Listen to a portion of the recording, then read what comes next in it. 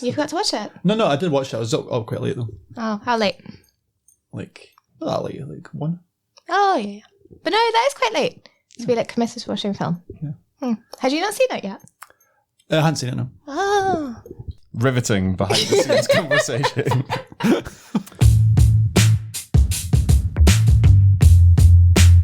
Right, hello and welcome back to the CineSkinny. It's the film podcast from the team behind the Skinny magazine. It's everybody today. Peter, Ellie, Jamie and Anahi. Everyone say hello. Hi. Good stuff. Perfect timing. We're back at EHFM in Summerhall to talk about more films. That's the premise of the podcast. Indeed. Let's crack on. So this week we're going to talk about La Chimera, the new Alice Rohrwacher film starring Josh O'Connor. We're also going to talk a bit about Josh O'Connor generally. And we're also going to talk about Shallow Grave because it's 30 years this month that Shallow Grave came out. Is that right? It's the 30th anniversary re-release is the premise for us talking about it. Yeah, let's say this month. Why not? Yeah, let's say this month. So that is the plan for today. Couple of films, bit of chat, great energy in the room. Everyone's very happy. Before we get cracking, do we want to talk about anything else that we've been watching as a brief précis? I can start by saying that I finished Buffy the Vampire Slayer. And you know what? Pretty good in the end. Had you not seen it before? No, I'd never seen it before. My partner had watched it before. So she was kind of like, let's watch this. And actually, fair play to her, incredibly good at not giving things away. Oh. So it was all a surprise. It was all a surprise. That's nice. Yeah, really good.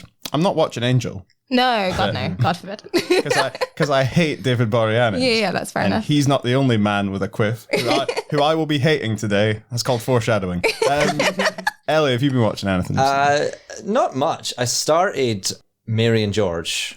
Oh, the right? sexy one. The sexy one, yeah. It's Yeah. about George Villiers, who was James VI of Scotland and First of England's boyfriend. It's very fun. Tony Curran is King James. He does a really, really good job. He is like this very wild, animalistic, hedonistic, I don't know, like libertine, but also like sort of plays on that he is more tuned in than he thinks. Because it's very weird, right? Like he starts like play wrestling with all his boy toys in front of like the royal court, and then they all have to kind of like go along with it because he's king, and anything the king does, you have to do as well.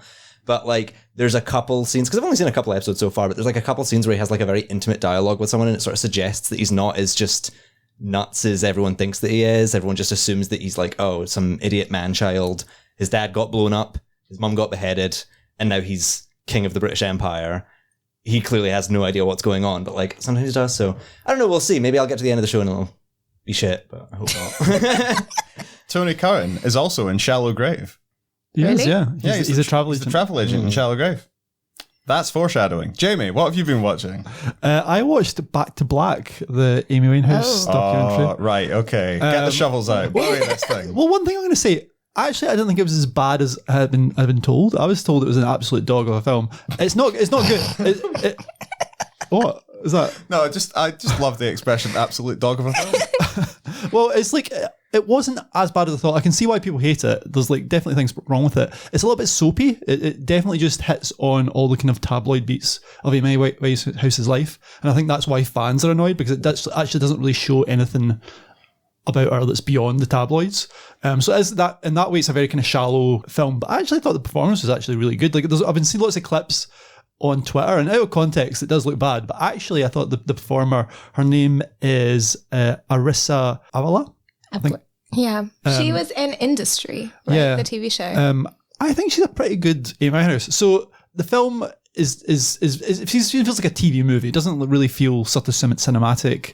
It's directed by Sarah Taylor Johnson, who's really had such a weird career, who started off with such promise. She was a great artist, and she made one of the best short films ever made, Love You More, it's called. And then all her films have just been poor. I don't know what's going on with her, but this was just another kind of very boring film. You know, nothing memorable about it, but not as bad as you've heard. So if you're interested in Amy Winehouse, it's not worth. I would say it's like the worst film ever made. You know, the 1-star reviews were a bit harsh, I think. So it's not a dog. What kind of animal is it? Like a foal? No, it's not. Slightly inferior to, or superior to a dog. It's not as bad as a dog. It's a foal. I don't know, a badger. I don't know. Okay, like 2 chickens. Annie, do you want to tell us more about How I Met Your Mother? Yeah, So previous listeners to the podcast will know that Annie has been on a How I Met Your Mother rewatch. Yes, I'm still rewatching How's it. Crystal getting on? Friend of the podcast, Crystal. Oh, she's doing so great. She just found out that she can't have children, which is very sad.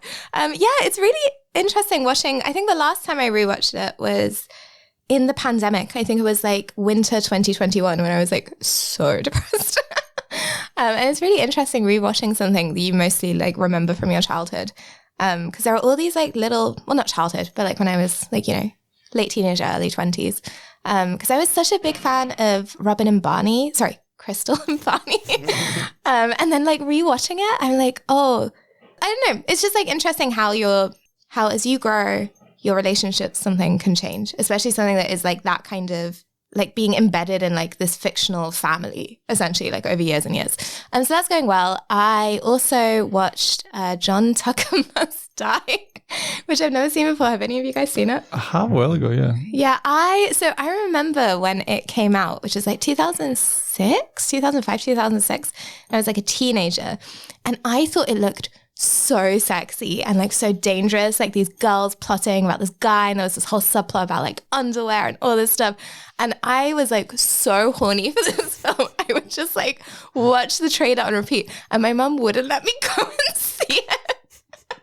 Probably wise. Yeah. And so it's been like almost like 20 years, and I finally watched it, and it was quite disappointing. Yeah, watch Zorro again. Yeah. Watch that. What is the life of the film fan if not being stopped by your mother from watching John Tucker Must Die, waiting almost 20 years and then being like, It's not that good. this really wasn't worth it. No, it wasn't. But anyway, I watched that. That's all my news.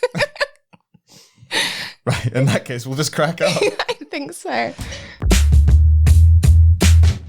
So, La Chimera, Arthur is a troubled English archaeologist bumbling around with a crew of Etruscan grave robbers. His pals are a bunch of scoundrels, and his partner Benjamina has gone, but the new addition to the crew of Italia, who is a young woman living with his partner's mother in this crumbling old villa, brings something new and some intrigue to life in 1980s Italy.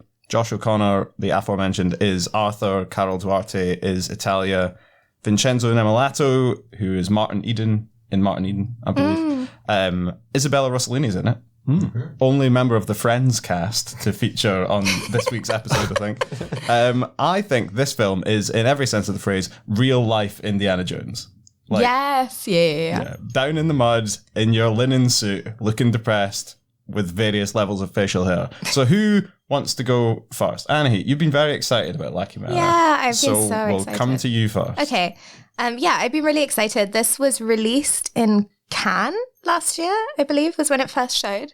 And then it's just been pushed back and back. I think because Challengers got pushed back because of the strikes. And I think they were waiting for Challengers to come out and for everyone to get like Josh O'Connor fever for them to release La Chimera. So it's like just been like delayed, and I've been gagging at the bit to watch it. It's such a beautiful film. It's like so, it just feels like this kind of like miracle of a film. It feels exactly like if someone brought one of those like medieval travelogue like poems, like a kind of Chaucer poem, to life. Like it's a little bawdy at times, like a little bit mythic. It's a little bit symbolic, but it's also like very grounded, like you say. Like it feels like real life Indiana Jones, like very grounded in like the earth. And it's just like a really beautiful story about people's relationship to love and loss and the past. It really unlocked for me as like a Orpheus and Eurydice story. So I think you were saying that it's like Josh O'Connor's character, and he's looking and waiting for his like long lost love, and you are never quite clear in the film in what way she's been lost. The mother, Isabella Rossellini, keeps talking about her like returning, but there's also this like very haunted sense that maybe she can't return.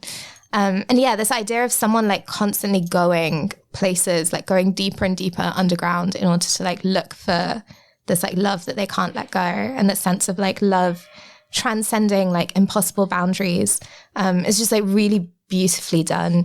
It's also a really interesting film, I think, about like Italy reckoning with its past. So it's about this like team of like vagrant archaeologists that like basically like raid tombs essentially. And it's like they're kind of looking at all of this stuff that's buried beneath the surface in every sense. And it's a film about what it means to search for beauty and meaning, and what does it mean to then commodify that, and what does it mean to have a relationship with that. And it's just really, like, it holds its ideas very lightly, but it just has, there's so much depth to this film that I just thought was like, yeah, really gorgeous. Josh O'Connor, that we will talk about more, is like really excellent. I can't believe he learned Italian for this film. Like, maybe actually a perfect man. It's just like, yeah, just very romantic. Like, just such a capital R, small r romantic film. I thought it was beautiful. Jamie, what did you think? Yeah, I love this filmmaker. I don't know if you guys saw Happy's Lazaro. Yeah, it was like, that's one of my favourite films of the last 10 years. Also, I've been getting her name wrong. I always call her Alice, but it's, watching Josh O'Connor videos, he calls her Alicia. So that'll be the Italian pronunciation. That's how. So I'm going to call her Alicia. Yeah, she's like a really great filmmaker. She has this kind of, she's interested in kind of folklore and the kind of culture of kind of rustic working class life, and she captures, you know, this part of Italy in such an interesting way. And her films have this kind of feeling where they're really out of time. Like when you watch like Chimera, you're not exactly sure when it's set, and you find out it's set in the 1980s, but it could be the 1880s. Like, the look of the film is very unusual, and when they come upon kind of modern life, it's actually quite startling. Mm-hmm. There's like a scene where they appear in a city at this kind of like veterinary hospital or something. It's just startling because you're so used to the kind of rhythms of this kind of country life, which is very different. Yeah, so it's like her filmmaking is like gorgeous. It's like, it's very kind of handheld and rough, and it's sort of fuzzy around the edges. So it's got this kind of ragged quality that makes it feel a bit like a realist film, like a bit like a old De Sica film or something. But at the same time, it's got all these kind of magical moments, and she has all these kind of playful little tricks she plays with the camera. She'll speed up at times. There's scenes where like the camera will do like 180 around its axis. It's very beautiful. And at the centre is Arthur, who's this kind of great character, this kind of dogged Englishman who's kind of nomadic. He seems like out of time as well. He seems like a kind of 18th century traveller who's like came across to Europe and stayed there. So he's very interesting, and he's got this kind of real kind of melancholy around him, because he does this job where he has this kind of almost a superpower where he can just tell when he's above a grave. He uses like what they call dowling rods. Oh, dowsing rods. Yeah. Which people use to find like wells and things, but he uses it to find graves. And he has this kind of like episode when he comes across one. But so the people he's around, this kind of gang of like rapscallions are like in it for the money. You know, they like go into these graves and they kind of rummage through them and just throw stuff in bin bags, and like they're just there to like rob from the past basically. But he sees it very differently. He's like clearly loves these objects, and he kind of like throughout the film he kind of picks them up and he like keeps them in his pocket and like he treasures them. So he's got this kind of real kind of like tension of like selling this stuff to the highest bidder that he kind of loves and kind of has a kind of like connection with. So that's kind of like, to me, his arc of the film is like him reckoning with his like what he's doing with his life basically. So at first they seem like this kind of Robin Hood gang of like robbing from the rich ancient people of Italy like to feed themselves, but actually throughout the film you start to see them in a different light. So that's kind of interesting. I think like it's like, yes, I agree that there's that kind of myth about love and stuff in there, but it's also I think about capitalism and like living outside of capitalism and what does that look like, you know. So that's all really interesting. So yeah, it's got a real kind of rich film, like with kind of loads of layers going on. And yeah, she just shoots people in such, like the people look amazing, like these kind of amazing faces, the countryside, the villa that Isabella Rossellini stays in is this kind of crumbling palace that the whole film has that kind of look. It's this kind of faded glory throughout the whole thing. His suit has the same kind of idea. So yeah, I thought it was a kind of magical, mysterious film. I don't think I got all of it, but yeah, it's a film that kind of you just kind of let it wash over you, I think. Mm-hmm. Yeah, I totally agree. I mean, like I think that from the outset, the film is such an enjoyable watch, and that's in part because of just the characters and how fun the characters are to watch. Like, you know, you have this great dichotomy with these really like loud, raucous rogues, and then you've got our central character, Josh O'Connor, who's just got this very big, beautiful, miserable face, and he's cutting around in this linen suit that gets more and more crumpled as the film goes on. It reaches new heights of like sad little man territory, but it's a great contrast and it's great to watch them. But then I think that you're right, Annie, when you said something that there's chaucery about this, and it feels like a real saga, which isn't even something that I could say for recent films that have had equal or longer run times. Like I never remembered Oppenheimer or Killers of the Flower Moon or whatever, feeling like there's as much of a epic rise and fall as there is in this. And that's possibly because, you know, it's got this really great adventure film structure, but it doesn't feel like as ostentatious as adventure films can. Like, you know, even though, you know, they're treasure hunters in Italy, it's quite gritty. You know, they're driving around in really shitty cars and like living in hovels and stuff like that. And you see them smoking more cigarettes than you do eating like fine Italian cuisine or whatever.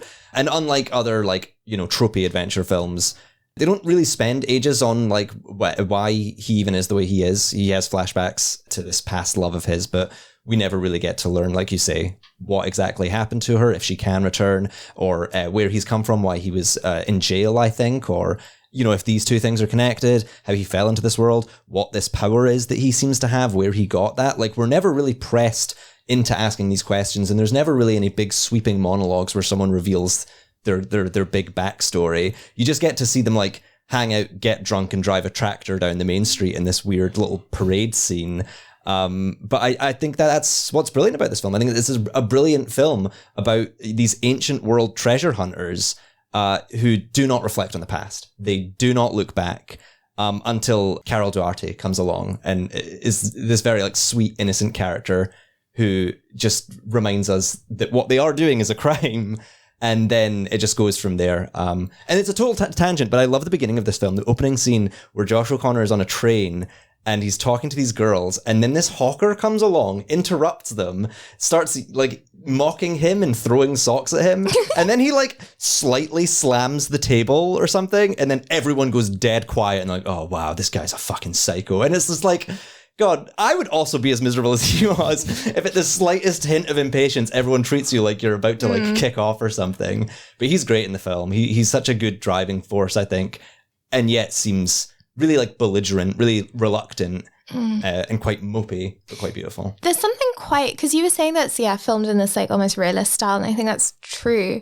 But there's this almost like Wes Anderson-y undercurrent to it. And I was thinking that with that kind of train scene when then he steps out and everyone kind of like leans out of their carriages to look at him.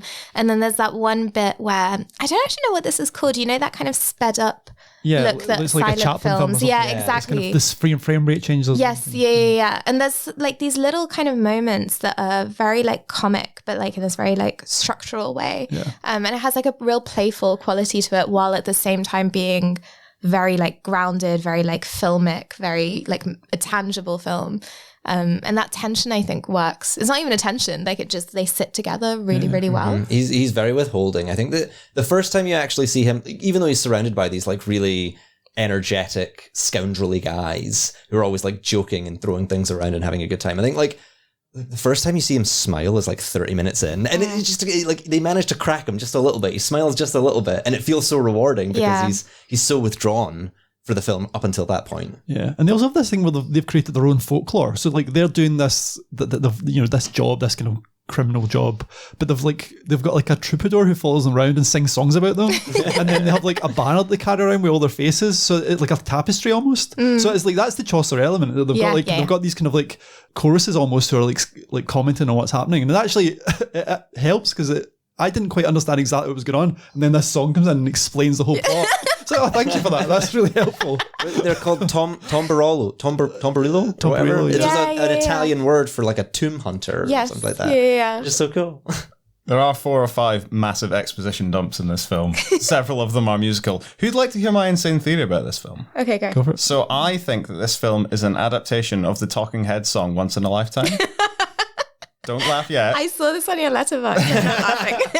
Go ahead. So it's about a man who is unsure about what he's doing and about his place in the world and the time that he's in, who wears a big suit, and he finds himself in a shotgun shack at the other side of the world, and everything else from there just kind of sorts itself out. Water flowing underground. Exactly. I believe there's a scene where there is some water underground. Yeah. So Under the rocks and stones, there is water underground. it's an airtight analogy. He's letting the days go by. And so on and so forth. There's more than one day in the film. He does ask himself, how did he get here? And then Kermit shows up. Anyway, so La Chimera, based on the music of Talking Heads, is in UK cinemas from this Friday, the 3rd of May, I want to say. Is that right? Or is it out next Friday? I thought it was out next Friday. Someone but Google who it. can I say? think it's out on the 3rd, but I could be wrong. Oh, okay. You're probably right. Well, let's have a look. Let's see. Big excitement for the audience. Oh no, actually, maybe it's the next one. Yeah, I think it is the 10th next of one. May. La Chimera is out on the 10th Ha, of May. ha. Okay. Actually, I don't care. La Chimera I'll is let out on the this victory 10th, go. on the 10th of May for all the difference it makes. And yeah, it'll probably get quite a wide release because it's got Josh O'Connor in it. He's very hot right now. And it's actually very good. So you should go and watch it when it comes out on the 10th of May. Right. Shallow Grave came out 30 years ago. 30 years. It's been 30 years. Whoa. How the time passes. Anyway, this is Danny Boyle's directorial debut. Ewan McGregor, Kerry Fox, and Christopher Eccleston are flat sharing in Edinburgh's new town. But they need a 4th person in the flat, so in steps Keith Allen, and then he's dead. And also, he's left a large amount of money behind. So Wait, is that Lily Allen's dad? Yeah. yes. Oh my God, I know him from, did you ever watch that BBC Robin Hood? Yeah. Yeah. Marion's, no? No. It was like it was about Robin Hood. Oh, right. And it had like that guy that I think I mentioned was in The Edge of Tomorrow. And I had like a really big crush on this Robin Hood when I was like, I had a crush on all the Robin Hoods. Anyway, he plays. The animated one as well. Yeah. No, all of them, like literally all of them. But he plays, he does play the Sheriff of Nottingham. And then Richard Armitage plays Guy of Gisborne. And that was like Richard Armitage's big break. Anyway, Keith Allen. Tangent. So noted friend of Richard Armitage. Someone adjacent to one of Annie's Robin Hood crushes. Keith Allen. He's dead though. And he's left a load of money behind. So they decide best thing to do, right? Get rid of the body in the aforementioned shallow grave of the title. Leonardo DiCaprio points at screen.jpg. And then you think, right, okay, these 3 people in this flat show just got rid of this body and they've got all this ill-gotten money. Do you think that this might create some tension and or send one of them completely off the rails into a kind of like psychotic break that then leads to a number of internal and external tensions building up to breaking point? Who could possibly say, anyway, here's a film with that premise? So, Shallow Grave, it's very good, and we want to talk about it. And there's a very good piece actually in this month's magazine by Emily Roberts that's all about Shallow Grave through the frame of it's still terrible to hunt for flats in Edinburgh. So first things first, we need to talk about this flat, right? Big Newtown flat. I think, if anything, it looks too big. The proportions are kind of weird. Yeah. And the decor is very sparse. But my first question, and maybe I'll come to Jamie on this one. Would you live with these twats if it meant getting one of these very big but quite sparse bedrooms? Belief is so cheap because it was the 90s. Well, it can't be that cheap because they're all good professions and they have to share a flat. So Kerry Fox is a doctor. Yeah. Ewan McGregor works at the newspaper. That's one of the main things that dates this film. He had like such Edinburgh Life energy, didn't he? Like, let's be serious. We'll come on to Ewan McGregor in a minute. And then Christopher Eccleston is a chartered accountant. yeah, so And they still need a 4th person. Yeah. So they still need a flat share. But they is don't it really nice have any flat? furniture, do they? Where's all their money go? I mean, I suspect it was just a poorly furnished Yeah. flat. They're also just eating pot noodles and like pasta all day as well. Like they don't really eat well. So what are they doing with their cash? I think they're spending it all on cocaine. Possibly. That would explain why they're so obnoxious. Yes. And it would also fit with the Edinburgh Newtown setting of this film. I think it's one of these things. If you are an Edinburgh person, you will have much more of a kind of like, oh, well, you know, things are different, but they're kind of not different when you watch this film. Because one of the weird things about watching Edinburgh in films, especially films that are like not set in the ye olde historical times, is that actually a lot of the buildings and streets look exactly the same as they did 30 years ago. Like the Newtown, because the Newtown's like a heritage conservation area, it looks exactly the same. It's just that the cars look more shit and there's weirdly less traffic around. They drive down North Bridge and there's like no cars. I mean, they must have filmed that at like 4 o'clock in the morning. There's also no scaffolding. I was like, Yeah, that was the funniest Yeah. thing on your Instagram. You're like, is there a time it hasn't been under construction? So there's less traffic and loads of people work in the newspaper office. But other than that, it looks exactly like Edinburgh does nowadays. Ellie, what do you think of this as a film? I mean, I really like the benefit of talking about this film 30 years on because we get to enjoy just how great Christopher Eccleston is over his career. I think like the weekend before last or something like that, he celebrated his 60th birthday by running the London Marathon as an ambassador for Big Issue. And he's been really candid in lots of interviews recently, opening up about his like mental health struggles and his body dysphoria. He slags off the Queen. He talks about like how tough it is for working class actors from the north of England to get into this very like London centric industry. And in this film, he's so hot. He's unbelievably hot. Like, I get it, right? There's Ewan McGregor. He's there. His character is meant to be very beautiful, but he's also meant to be very annoying. And he does that very, very well. But Eccleston is meant to be this like fucking timid, nerdy book boy who just gets pushed a little bit too far, then goes like full blown paranoid, living in the rafters, commando style, stalking everyone, totally unhinged, very rabid, very sexy. And that's my real takeaway. But you're right about the weird sort of liminality of the setting, right? The film, I think, feels a little, even though Danny Boyle had been doing TV for about 10 years up until this point, the film does feel a little bit like film graduate gets first funded production out of film school. Because you get the vibe that like all film students really do is sit around their flats being like, oh, if we've got a fully funded film, yeah, it would be about us living in this flat and like our vibe and how we all just muck around and stuff like that. And then we find a big duffel bag full of cash and we wind up killing each other and stuff like that. And it turns really dark and twisted. And it's like, that's not an indictment at all. But the actual crime plot itself in the film, its twists and turns and stuff like that, they're never anywhere as compelling as just the evolving dynamic between these three characters who are each performed really, really interestingly by the respective actors. Like there's loads of films where main characters are flatmates, like in, I can't think of an example, like Shaun of the Dead, they're flatmates, right? But it's more just that it's like a friendship film. It's about their friendship. And they just happen to be living in the same space. Whereas this feels like a film that's very specifically about flatmates, like who live together and hang out together, and they do get on really, really well. But all of that is secondary to the fact that you are just sharing a space, and the space is the priority. And that sort of like vocation between you of all committing to managing this flat and being flatmates, this social contract, like, is beholden to the space, and you can turn against each other for the sake of the space. The flat, it's on its own, can become this antagonistic force, almost a character in its own right, and it just makes for a really interesting setting. Unlike, for example, Shaun of the Dead, where though they're flatmates, they depart the flat for the adventure, whereas here we're stuck in the flat. It's about living with other people in your space and having that familiarity and that comfort, but also there's this sort of sinister formality behind it all of that, like, you can be diametrically opposed as people. You can have ulterior motives. You can turn against each other. So yeah, major flashback to like uni living and Edinburgh flats. They're way too expensive and you got to get people in. And it's always a bit of a like gamble of what's going to happen. But a really enjoyable film, even 30 years on. Yeah.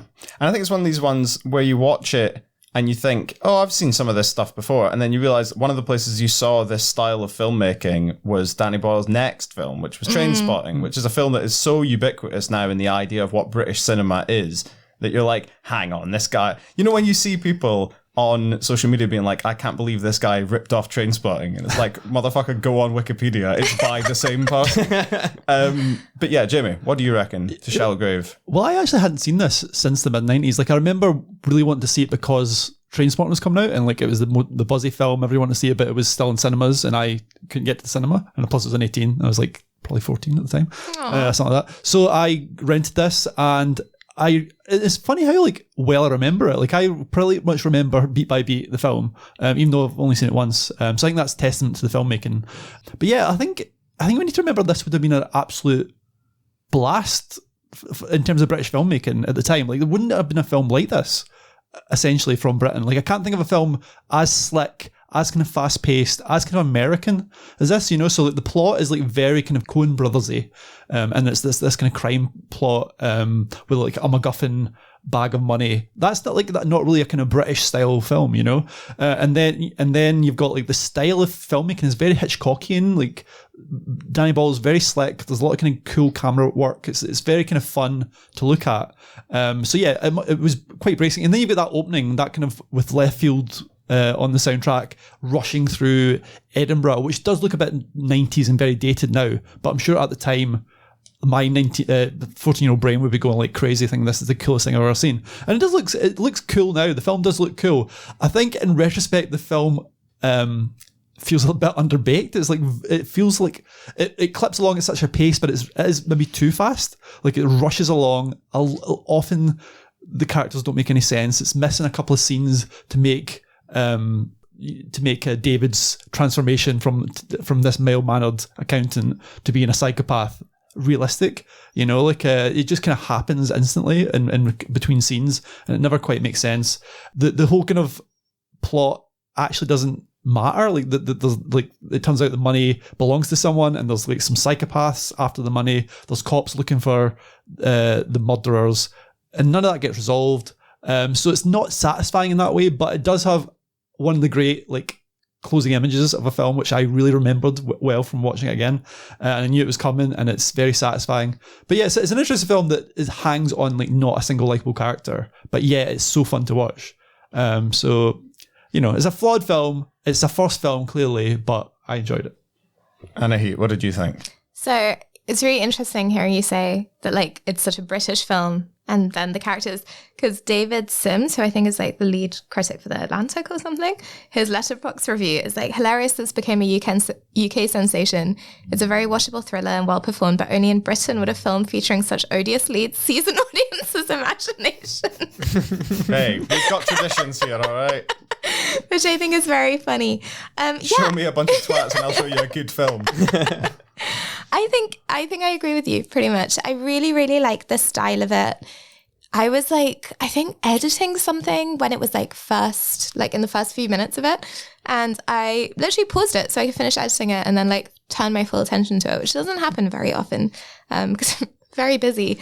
But the energy, especially of that kind of opening bit where they're going around Edinburgh and the camera is almost like a car, taking all these fast turns. And the soundtrack, and it's just, yeah, you're right. It's the seeds of Trainspotting, that kind of dynamic sense of movement is really, really exciting. Plot-wise, I guess it makes sense. This is such a, this is not really a criticism, but I really was no one would do this. Do you know what I mean? This is fucking crazy.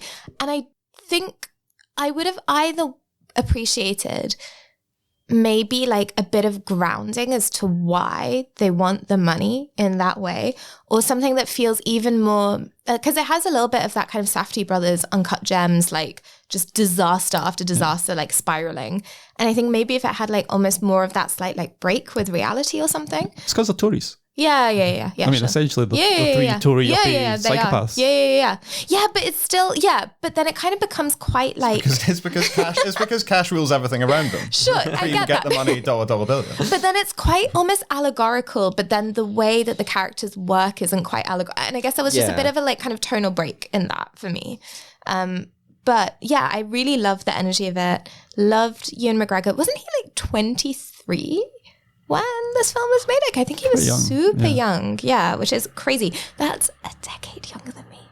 Wow, that's upsetting. Oh no. Okay.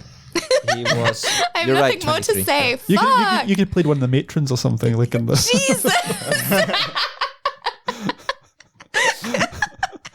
Isn't it a weird thing? This is very tangential, but isn't it a weird thing when someone is older than you, when you look at things from when they were now younger than you, they still seem older? Yeah. When I looked at him in that, I was oh yeah, he's really fit in a way that a 30-year-old guy would be. I did not feel I was fancying someone who was 23 years old, which now feels wrong. Isn't that strange? I think it's strange. I think about this a lot. How actors that are older than you, even when you go back to their younger work, they always seem in some way more sophisticated and older than you. They always will be that. I'm now getting to the point where I'm getting to be the age of the cast of Friends when they started filming Right? Friends. Yeah. And they don't seem my age. They don't seem young at all. They all seem like grown-ups. Yeah. That's because they're Tories. Yeah, sure, that too. But I think people also were older. Weirdly, I don't know, somehow the millennials have just stopped Maybe. aging. I think I mean, there's a whole thing where teenagers didn't used to exist, Well, right? the thing is, Yeah. but it's because back then you were an adult when you were 30 because you owned a house, you had a proper Yeah, job. yeah, But now yeah. you don't. Like, Yeah, you know. my life is closer to their life. I Yeah, haven't exactly. stolen money or killed anyone, but my life is probably But you closer to would. that life. But, I would. But it's closer to that life than, yeah, I think that's true. But I have it a lot. Like when I think of like Keira Knightley and Pride and Prejudice, and she was 20. And when I look at her, she doesn't seem 20 to me. Whereas if I met a 20-year-old now, like my youngest sibling is 20, and I'm like, you're a fucking child. You know? Anyway, an interesting thing to consider. But yeah, I like this one. It was fun. I hate Ewan McGregor. All I right. just hate him. I don't hate him. He's very easy to hate, isn't he? Yes. Is he? It's This the is so surprising. I think it's the accent. I personally, and this is me personally speaking as a person, I don't find him particularly believable as anybody, including himself. As me and Ellie discussed on the walk here, the most believable role that Ewan McGregor has ever had was as Obi-Wan Kenobi in the Star Wars prequels because he was just doing a 3-star Alec Guinness impression. You guys are crazy. What can I say? I'm a hater. I'm a hater. And also, after all that talking heads piss from out there, I wouldn't listen to a word that comes out of my stupid mouth. So, I love him in Beginners. That's a really, really great film. And then what was the other film that I was talking about? Hang on. What was the other one? When Jamie was here and we were saying things. Velvet Goldmine. He's really good in Velvet Goldmine. I think he's good in some stuff. He weirdly, for like the kind of cultural space that he holds, he has not done that many interesting things. Yeah. I do find that like a weird thing about his career. well, we're maybe going to talk about somebody shortly who has had a shorter career but has done more interesting things. Oh my God, what a segue. There we go. But the thing is, we haven't finished doing this bit, so it's a Haven't we? it's a pre thing. Well, I need to say that I need to say to the people that Shallow Grave is getting okay. a 4K restoration re-release in Okay. UK cinemas. Say it and you'll to be the able to people watch then. it shortly. Shallow Grave is getting a 4K restoration for its 30th anniversary re-release and will be in cinemas in May. There we go. Great. That's so nice. I said it twice. Okay, and for today's discussion bit, we want to talk about Josh O'Connor. Now, that's partly true. Anahit wants to talk about Josh O'Connor. Now, I wanted to talk about 80s noir and I was like shut down. You weren't shut down. I just don't know any 80s noir. but you do know you're Josh O'Connor. I do. It's true. Right, now Anahit, let's do the 5 W's of Josh O'Connor. We'll start with, who is Josh O'Connor? Josh O'Connor is a British actor who is exactly 1 year older than me. We have the same birthday, which is very cute and charming. Yeah, he's like a British actor that's kind of been like coming up in the last like 6-7 years, I would say, has had like some big indie breaks. He was very famously Prince Charles on The Crown, which was a very confusing moment for everyone who hates the fucking royals but likes hot men. And he has like a really... First the birth of Prince Harry and The reason I wanted to talk about him is, first of all, I do think it's funny if we just like keep dedicating once a year a podcast to just like another white man. I think that's great. And we did Timothy Chalamet last year. But I think he has a very interesting career in the same way that Timothy Chalamet does, in a similar way that Paul Mescal does, where he has like a real kind of cultural capital, especially among like indie filmmaking, but he until now has not used it to make shit projects and capitalize on it. And I find that fascinating. So that's who he is. Okay. Now, second question. Where is Josh O'Connor from? And the reason that this is important is because his breakthrough thing was as your man in God's Own Country, Yeah. a film which many people like, but I have not seen. Oh, it's so good. Right. I think he's from England, like down south. Cool. So he's from England. He's from England. We've established that he's from England. Jamie, do you have anything to say about God's Own Country? I feel like you maybe do. Yeah, I do. I think it's amazing. Actually, the first time I saw Josh O'Connor was in a film called Hide and Seek, which it won the Michael Pell Award at Edinburgh Film Festival, and it is one of the worst films I've ever seen. I had no idea how it won. It's like, yeah, it's just the most pretentious bunch of crap. What happens in Hide and Seek? This will be more fun than God's Own Country. It's about 4, I think they're students or friends who go to live in the woods in a kind of cottage to do a kind of experiment about like social experiments and sort of experiment with like, I don't know, some sort of like experiment about like living away from like society, but they end up all shagging each other and fighting and stuff like that. It's just very it's very kind of, that's a, talking about a student film. This is a student film. This is like, it just reeks of student film. No idea how it won a prestigious award. But anyway, Josh O'Connor's fine in it. I didn't remember him because when I saw God's Own Country, I thought I was seeing a different person. He's like so different. He's so transforms in that film. He plays this kind of like really depressed, miserable young farmer who's going through life. He's really angry. He's really inarticulate. He's kind of he's closeted. He's gay, and he's having all these kind of like love affairs. Well, not love affairs. He's just shagging random boys in the back of like sheep vans. He's like repressed. Yeah, he's very repressed. But he's not really repressed about sexuality. He's more repressed because he's stuck in the farm. He wants to get out, but he can't because his dad's ill. His grandmother's there, and he has to take care of everyone. He's got this responsibility of being a farmer, and life is just shit for him until this lovely boy from Romania comes for lambing season and sort of transforms his life. And it's a very beautiful love story about how, life can just be better by the presence of one person in your life and how everything can look more rosy. And he goes from being this morose person to like actually just his whole body transforms and becomes a much happier person. And it's a very sweet film. I don't think it's a perfect film. Like I think it does get a bit kind of like, it doesn't kind of like all hang together. It feels a bit kind of rosy tinted, if that's the word, but he's great in it. He's like superb, and like I say, he's so different because you just believe he's a rough guy from Yorkshire, but actually, he's not a working class lad from the Dales. He's like this kind of posh kid who's just like really great at transforming and sort of really, I wouldn't say he's a method actor, but he's an actor who sort of seems to embody the character he's in very well. And you see that throughout his career, when he goes from this to being Prince Charles, and he's a very believable Prince Charles, so he's a man who can like, just seems to be so far take on sort of any role. We see him in Challengers right now. He's playing a kind of rookie, roguish tennis player from America, and he's very convincing there as well. So he's like, unlike somebody like Ewan McGregor, who doesn't always convince. He never escapes the Ewan McGregorness. You can always see Ewan McGregor, the kind of smirky, quite smug character behind all his characters.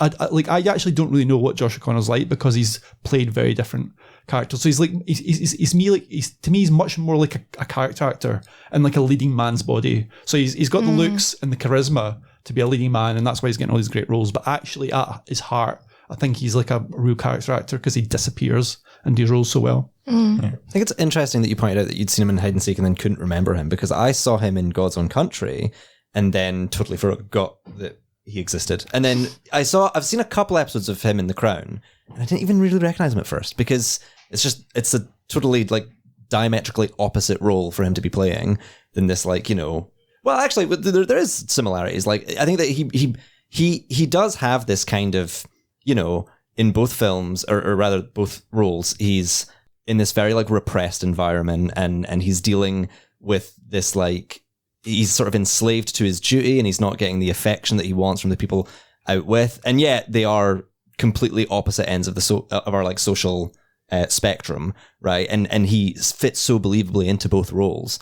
As a matter of fact, he speaks Italian in La Chimera, and I don't speak Italian, but I understood him better in that film than I did in God's Own Country because his Yorkshire accent is just that good. He is almost incomprehensible in that film, but he's fantastic. Like unlike La Chimera, where, like I say, like takes him like 30 minutes to smile. He's just got this sort of moody look about him. In God's Own Country, he does not let up for a second. He is so closed off as a character. He's so like deeply isolated, and it takes nearly the entire length of the film for him to really like show a hint of vulnerability. But it's so much more rewarding for that reason. It's such a beautiful film. But yeah, I mean, and now he's here in Challengers, which I mean, I guess has some similarities with his God's Own Country role in that there's this like close proximity that he has when play wrestling with his best bro that suggests his repressed implicit desires. Yeah, I mean, but the thing is, I don't think there's that many actors who could like even Challengers is a tough role because he's got to be this boyish 18-year-old tennis player and this kind of like grizzled 30-year-old tennis player who's like been through like the circuit and like sort of came out the other side like sort of damaged and stuff. So he's quite a he's a shapeshifter in terms of an actor. And like, we talked about Timothée Chalamet. He's a good example. Timothée Chalamet is more of a movie star because Timothée Chalamet doesn't really disappear in his roles the same way. Like I always see like Elliot. Is it Elio or the character played in call me by your name? Elio. Like that to me is Timothée Chalamet, and all the other characters are kind of like taking elements of him and that. But Josh O'Connor goes to a character who he's not like at all. This Englishman who's living in Italy, grave robbing. He could be a 40-year-old. Like, you don't actually know his age. He's a much more world weary. And I don't think there's that many actors who can be 30-year-old but can play this kind of world weary character. I definitely don't think somebody like Timothée Chalamet could pull that off. Where you really noticed that was the photos of Timothée Chalamet dressed as Willy Wonka, because it didn't look like a character. It looked like Timothée Chalamet dressed as Willy Wonka. It looked like the actor Timothée Chalamet is dressed up in a costume. Yeah. And there's no shade to that. Like somebody like Tom Cruise is similar. Like he's a movie star. He's always Tom Cruise. Like but the other actors who like disappear, like Daniel Day-Lewis. I think a part of it. I think a part of it is he's just a very good actor. I don't know if he's like a method actor, but I'm assuming he learned a lot about tennis for challengers. I think that there was a thing where like he worked on an actual farm for a year for God's Own Country, and he like birthed 150 foals or something like that. Oh my God, that's so sexy. I think something that yeah, it is. Look, sustainable agricultural practice is always sexy. But I think like as well, and this is maybe a hot take, but he's Josh O'Connor is hot, but he's not like hot.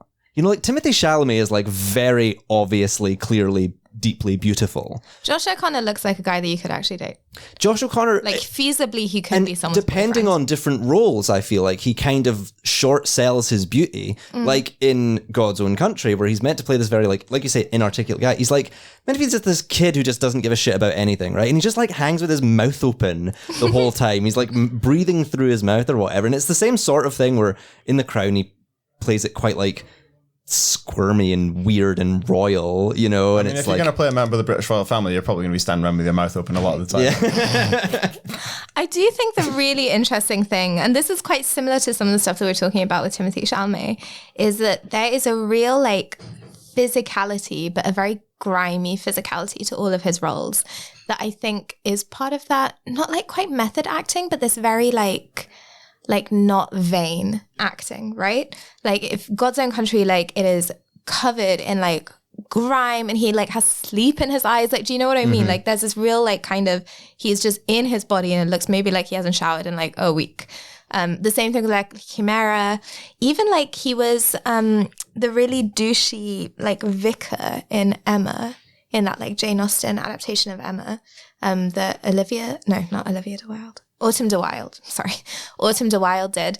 And that adaptation, not even specifically his character, but is really like marked by this kind of very like earthy imagination of what like a Jane Austen novel would be. So like people will just like hike up their skirts and just stand with their like butt out against the fire. And it's just very like, like, oh, these are just like people in bodies and they're going to be a bit disgusting. And just because we think of them as rarefied, they're not.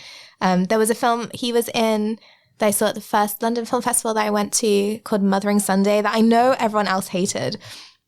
And I don't actually even think it's that great a film, but the way that the sex scenes are shot between him and like the leading girl in it are really like, there's like kind of blood and cum all over the place. And there is like, I think that is what like marks him out as an actor, is that he's just very in his body.